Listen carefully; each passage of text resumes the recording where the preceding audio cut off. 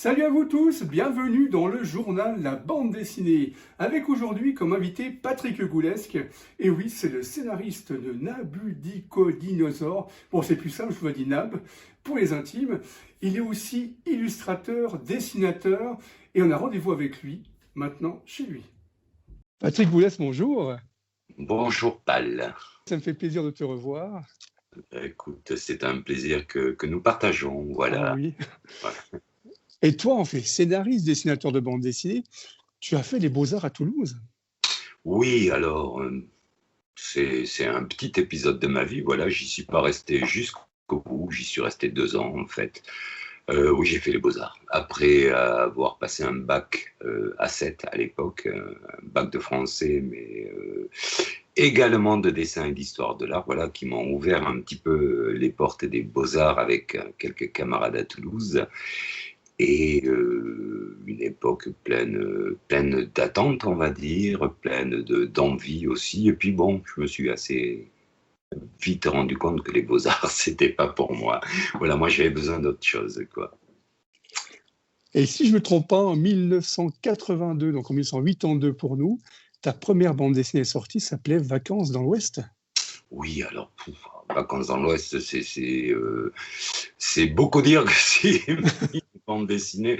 En fait, à cette époque-là, je travaillais j'étais co-animateur dans un centre culturel à Toulouse, et nous avions créé un atelier de bande dessinée avec l'autre animateur qui a disparu depuis malheureusement, Claude Boguil. Et au sein de cet atelier qui était ouvert un petit peu à tout le monde, nous avions créé un fanzine, voilà, dont le nom m'échappe aujourd'hui, mais ça me reviendra, et dans lequel je travaillais beaucoup parce qu'il fallait remplir des pages et que les copains, des fois, ils oublient un petit peu. Donc, je faisais beaucoup de remplissage et j'ai fait notamment ce petit western parodique qui s'appelle Vacances dans l'Ouest, qui est tombé dans l'œil d'un gars qui faisait des petits bouquins à l'époque et voilà, et qui l'a publié. Et voilà. Et c'est devenu mon premier truc. C'est un tout petit truc comme ça, donc voilà. Et en même temps, toi, tu es dessinateur d'humour, tu fais du dessin de presse. C'est même toi qui as dessiné la série Tom, Max et Charlotte pour le journal Moi je lis, si je ne me trompe pas. Voilà, c'est ça, oui, qui s'appelait Diabolo au départ. Donc c'est vrai que c'est bien parce que maintenant on te connaît plus en tant que scénariste avec Roger Villaine-Lachaire, mais tu as une sacrée carrière de dessinateur à côté, en fait. Bah, c'est quand même mon métier, en fait. Mon Oui. métier, c'est illustrateur, dessinateur, voilà. La carrière de scénariste, elle est un peu, comment dirais-je, elle est un peu secondaire dans la mesure où, en fait, j'ai commencé à faire quelques petits scénarios pour Roger à l'époque où il s'est séparé de Herlé, à l'époque où Herlé et Roger ont décidé d'arrêter de faire un ab ensemble. Roger n'avait pas réellement envie de continuer tout seul. Et à ce moment-là, il m'avait déjà demandé de lui faire les couleurs du tome 13, ça, voilà. Et une fois le tome 13 fini, il m'a demandé si je pouvais l'aider à faire quelques histoires. Donc, je vais être très très honnête, je connaissais très mal à l'époque l'univers de Nab. Je n'avais lu, si on peut appeler ça lire, j'avais feuilleté quelques Nab comme ça, je trouvais ça très sympa. Mais je connaissais très très très très mal le personnage, l'environnement, etc. Donc, je suis vite allé au libraire du coin m'acheter quelques nappes, histoire de les lire, histoire de savoir de quoi ça parlait quand même un tout petit peu, histoire aussi de ne pas raconter n'importe quoi. Et puis voilà, et puis je me suis mis à écrire quelques histoires qui me venaient un petit peu en tête, en essayant d'être rigolo, en tous les cas, de trouver des petites histoires à chute, humoristiques. Ça a bien plu à Roger, ça a bien plu à Dargaud, et voilà, c'est comme ça qu'on a démarré, quoi. Et ça fait depuis 2012, en fait, vous travaillez ensemble, aussi bien scénario, avec le premier album de Nab, qui était Puéril sans demeure. Puéril, hein, loin des Ouais, morts. puéril, c'est ça. Un jeu de mots magnifique. Hein. Oui, oui. Mais c'est vrai que c'est génial, parce que maintenant, vous faites un duo inséparable à bande dessinée. Et bien sûr, maintenant, on reconnaît en fait, la renaissance grâce à Bambou, avec le 4e tome qui vient de sortir. Et c'est vrai que c'est génial, quoi. C'est-à-dire qu'on ne peut plus différencier qui fait quoi, parce qu'aussi bien qu'on toi, on doit dédicacer, c'est impressionnant. Vu que tu es déjà dessinateur, donc c'est vrai que c'est génial de vous voir ensemble. Vous êtes un bon duo. Oui, on s'amuse bien en tous les cas. On essaie, voilà. On n'est pas toujours d'accord, mais on s'amuse bien.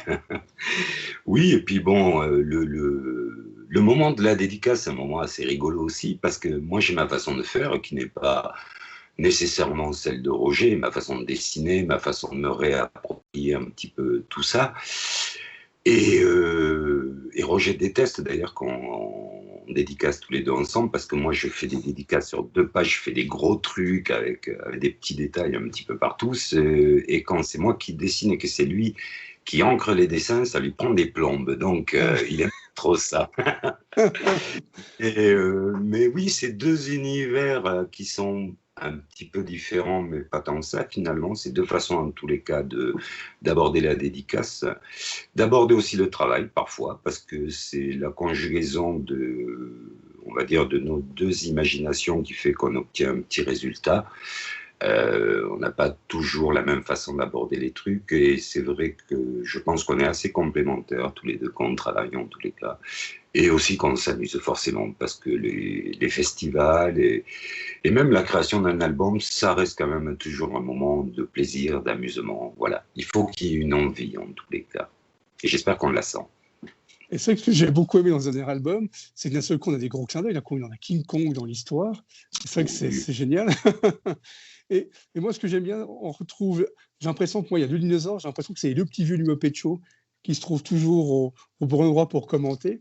Et je trouve que c'est génial d'avoir des histoires à double sens, parce qu'on rigole sur l'aventure, et en même temps, d'un seul coup, on a ces 2 petits dinosaures qui font leurs commentaires aussi. Je trouve ça génial. Oui, oui, oui. Alors, on essaye de plus en plus d'introduire des histoires dans l'histoire, c'est-à-dire on s'est rendu compte d'une chose en discutant avec les lecteurs. Moi, je travaille beaucoup dans des écoles aussi, donc en discutant avec les instituts, avec les enfants, tout ça, que forcément, comme NAB s'adresse malgré tout à un public très large, un public familial, autant des enfants que des adultes, tout le monde peut y trouver son compte. C'est sans comparaison aucune, mais c'est un petit peu l'état d'esprit d'Astérix, c'est-à-dire qu'on peut y mettre des références dedans, que les enfants vont pas capter, mais ils vont quand même capter l'essentiel du gag, et les adultes vont peut-être pouvoir de temps en temps repérer quelques petites références comme ça qui rajoutent un petit peu. Voilà. Et en ce moment, on tend de plus en plus vers ça. Voilà. Vers des lectures un petit peu multiples. Un album qui est sorti entre 2 nables, que j'ai beaucoup aimé, c'est Papy Boomer. Ah oui, oui, oui. Papy Boomer, c'est... Vas-y, je t'écoute. Oui, bah c'est le Roger qu'on connaît, nous les copains de Roger. C'est vrai que c'est vraiment lui, c'est-à-dire qu'on rigole avec lui. C'est le passionné du hard rock, de AC/DC. Et c'est vrai qu'on retrouve ça dans la bande dessinée. C'est notre Roger, c'est vrai que c'est génial.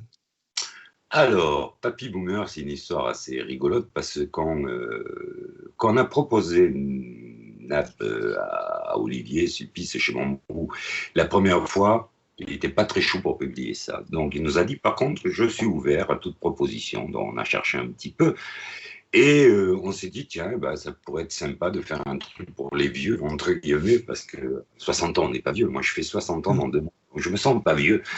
Et, euh, et on s'est mis à chercher comme ça des idées d'histoire. Alors, les idées d'histoire étaient là, c'était assez facile, mais ce qui manquait, c'était le personnage. Et là, en regardant Roger, je lui ai dit, je crois qu'on l'a, le personnage, quoi. Il est en face de moi, voilà. Et c'était assez rigolo, effectivement, de se servir de Roger en tant que personnage de bande dessinée, parce que c'est un personnage à part entière, Roger. Les gens qui le connaissent bien sont tous d'accord avec moi, je pense. Voilà. Et l'univers de Papy Boomer s'est développé un petit peu autour de ça, autour d'anecdotes qu'il a vécues, autour de choses que nous avons vécues aussi tous les deux, évidemment complètement déformées, c'est pas la réalité. C'est-à-dire que la mère de Roger n'a jamais tenté de faire passer de la drogue à l'aéroport, par exemple. Euh, voilà, et tout un tas d'autres bêtises comme ça. Mais bon, c'était super sympa à faire. Bon, voilà. Cela dit, ça n'a pas été une très grande réussite au niveau des ventes d'albums. Bon, voilà, ça en est resté là. C'est bien dommage d'ailleurs, parce que moi j'avais plein d'autres idées pour une suite, mais voilà, c'est comme ça. C'est ça que c'est dommage, parce que moi, je ne suis jamais autant éclaté en lisant cet album. Un peu comme je lis Nab maintenant, c'est vrai que c'est génial, parce qu'il y a de l'humour. C'est vrai que on se plonge dedans. Puis quand on te connaît bien toi, puis on connaît Roger, c'est votre univers, et je trouve que vous êtes bien réunis pour faire revivre la série avec plein d'albums, ça que c'est génial. Oui. Tu parles de quelle série là? De Papy ou de Nab? Les deux, ça veut dire que ça Gnab, j'adore ce que vous faites ensemble. Et Papy, je Ouais. trouvais ça génial. Parce que vous deux, vous faites une alchimie ensemble qui est superbe. C'est-à-dire, vous êtes déjà deux copains, et je crois qu'il faut d'abord bien s'entendre comme ça dans la bande dessinée pour faire quelque chose de bien, puis s'éclater ensemble. Oui, oui, oui, oui, forcément, c'est toujours l'histoire d'une rencontre, on va dire, hein, d'une rencontre de deux personnes. Moi, je garde un souvenir assez ému de nos premières rencontres où je me disais, mais qui c'est ce type? Je le détestais très, très cordialement. Voilà, et, et au fur et à mesure des rencontres, parce qu'on se rencontrait assez souvent sur des festivals ou des choses comme ça. Oui, je me suis mis à aimer l'humour de cet homme-là, son 28e degré permanent, cette espèce de joie qu'il y avait autour de lui, ce côté aussi très blablabla, très, très. Voilà, c'est un personnage, quoi. Et c'était rigolo parce que ça faisait un petit peu, au départ, moi j'étais. C'était un petit peu l'histoire des deux clowns, quoi. Moi j'étais le clown blanc un petit peu sérieux, un petit peu plus sérieux, on va dire. Et Roger, c'était un petit peu plus auguste qui se moquait, qui donnait l'impression de se moquer un petit peu de tout, quoi. Voilà. Et c'est vrai que, comme je le disais tout à l'heure, il y a quelque chose d'assez complémentaire dans tout ça. En tous les cas, du point de vue de l'amitié, oui, l'amitié est forte, oui.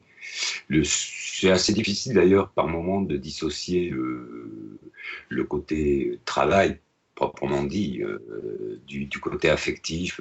Bon, il y a des moments, surtout quand on n'est pas d'accord, il y en a forcément un des deux qui pleure. C'est comme dans tous les couples. Hein. Oui. Et ma dernière question, c'est vrai que tu as tellement d'illustrations de côté. Est-ce que tu n'aurais pas envie de dire, voilà, je fais un livre d'illustration? Alors, bon, il y a plein de projets, notamment avec ma femme qui écrit de très très jolis textes pour les enfants, donc je pense que je vais pas tarder à m'y recoller.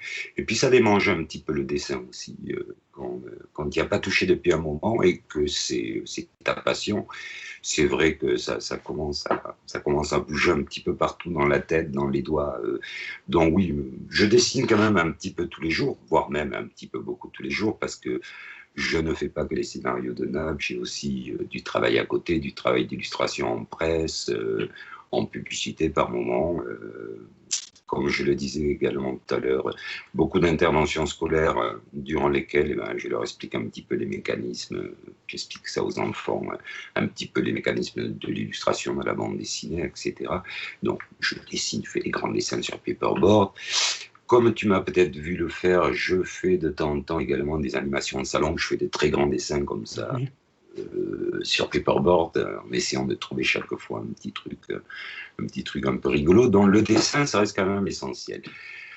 Je me suis posé la question de la bande dessinée. Comme tu l'as dit, j'ai fait Tom, Max et Charlotte, qui était une petite série avec Gérard Moncomble. J'ai dessiné ça quand même pendant 17 ans. Presque 15 ou 17 ans, je ne me rappelle plus, j'ai quelque chose comme 700 pages qui traînent dans des cartons, voilà. Je continue à adorer ça. Je ne suis pas certain qu'aujourd'hui, avec le rythme que l'on a aujourd'hui pour produire des albums, et surtout la quantité archi phénoménale d'albums qui sortent tous les mois,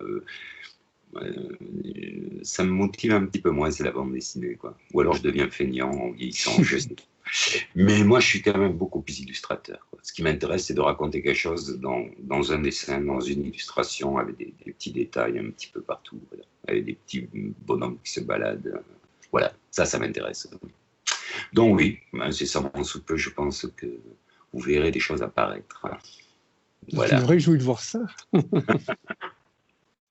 Bon, on se verra peut-être avant, je ne sais pas. Ah oui, j'espère aussi.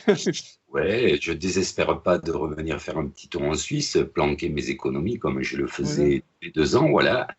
Mais c'est vrai que avec cette crise l'année dernière et le fait que Belfaux n'ait pas eu lieu, Belfaux-Courmaimbeux, je sais pas, c'est vrai que ça nous a pas donné l'occasion d'aller voir nos amis helvètes, voilà. Mais peut-être que c'est en mai, nous verrons bien. Super, je te remercie beaucoup de nous avoir accordé du temps, c'était très sympa. J'ai apprécié aussi. Alors, passe une bonne fin de journée. On va essayer, je vais aller voir fallait regarder des dessins animés avec ma minotte. Oui. Et puis à tout bientôt. Ouais. À très vite, Pal. Merci, bye bye. Merci à toi. Salut. Take you far away.